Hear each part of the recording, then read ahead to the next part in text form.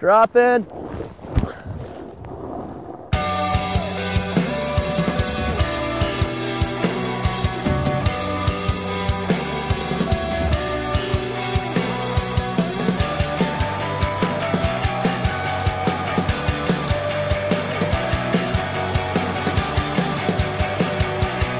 The orange oval designates freestyle terrain, such as parks and pipes. Freestyle terrain has designations for size. Start small and work your way up. Designations are relative to each resort. Some resorts designate features as small, medium, and large. Be aware these ratings are determined by size, not degree of difficulty, and are relative only to that resort. Make a plan. Before you go, check resort websites, review overall conditions, and ask park workers or patrollers about current park conditions. When you get to the mountain, make sure and warm up first. Be aware that the features change constantly due to snow conditions, weather, usage, grooming, and time of day. In the morning when you get to the hill, make a plan before you start hitting all the features. Make sure you roll through the park, check the speed, make sure there haven't been any changes, and if there are, ask the park crew about them. Just kind of get an idea of what the park's like before you start sending. Every time you use freestyle terrain, make a plan for each feature you want to use. Your speed, approach, and takeoff will directly affect your maneuver and landing. Having the right speed for a feature in a park is pretty crucial. You don't want to go too slow and knuckle a jump or overshoot it with too much speed, so be sure to ask other riders or even follow them into jumps. Understand the intended use of the freestyle terrain you have chosen. For example, some features are intended to be used in a series with no stopping, and some individually with stopping areas. Jump ramps are for jumping, and rail ramps are for entering onto rails. Your actions can knock you off balance, so always trying to land on your feet. And remember, inverted aerials are not recommended. Check with your resort to understand their policies on inverted aerials. Look before you leap. Read and obey all posted signage, instructions, and warnings before entering freestyle terrain. So when you're rolling up to a feature for the first time, it's always good to go around it, check for other people, and look before you leap. Scope around the jumps first, not over them. Watch others use the features before you attempt features and jumps that you are not familiar with.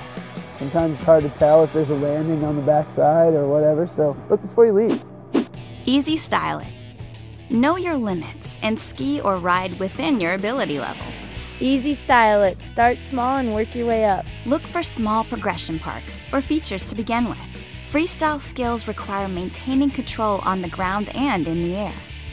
Do not attempt any features unless you have sufficient ability and experience to do so safely. Avoid getting in the back seat. Project yourself forward and stay balanced. When you're coming to the takeoff zone, you're going to want to project your body forward so you can align yourself with landing instead of getting sent back seat and biffing upside down on the landing. Always watch and control your speed. Too much speed can affect your landing and ability to land on your feet. If you feel like you're going too fast into a feature, you can scrub some speed by speed checking. Once I'm comfortable hitting the jump, I usually like to take a few setup turns into it, get my feet under me, and if I need to scrub some speed, I can. Respect gets respect. Respect the terrain and others, one person on a feature at a time. Respect freestyle terrain and others using it. Always call your drop and be sure to clear the landing if you fall. Know the code. Always stay in control. People ahead of you have the right of way. Stop in a safe place for you and others. Whenever starting downhill or merging, look uphill and yield. Use devices to help prevent runaway equipment. Observe signs and warnings, and keep off closed trails. Know how to use the lifts safely. You and you alone are responsible for making the decision to go into the park and using any feature. Make sure and learn the basics of freestyle terrain before coming to the mountain. Every rider is different, especially weight, type of board, wax, strength, physical ability, and experience. Wear a helmet to reduce injuries, but remember, skiing and snowboarding safely is the most important factor for preventing injuries. You want to be wearing a helmet when you're doing tricks and riding those trees and getting nasty. It's definitely saved some lives. Kevin Pierce for one. It's never a bad idea to wear a helmet. It could save your life. ATML. Every feature can be broken down into 4 zones for talking about learning freestyle. A, T, M, and L. The approach, the takeoff, the maneuver, and the landing. The approach zone is the space where you set up your speed and stance to use the feature. Takeoff zone is for making moves that start your trick. Maneuvers when you're in the air, controlling your body and spotting your landing. The landing zone is the prepared slope between the knuckle and the run out beyond it. Jumps. As your skills progress and you gain more experience, some terrain parks offer more advanced jumps. Many jumps vary in size and ability level. Hey man, can I follow you into the jump? Haven't hit him today. First, ride through the terrain park and watch others using the jumps and other features. Evaluate the conditions, including snow conditions, the light, and park traffic.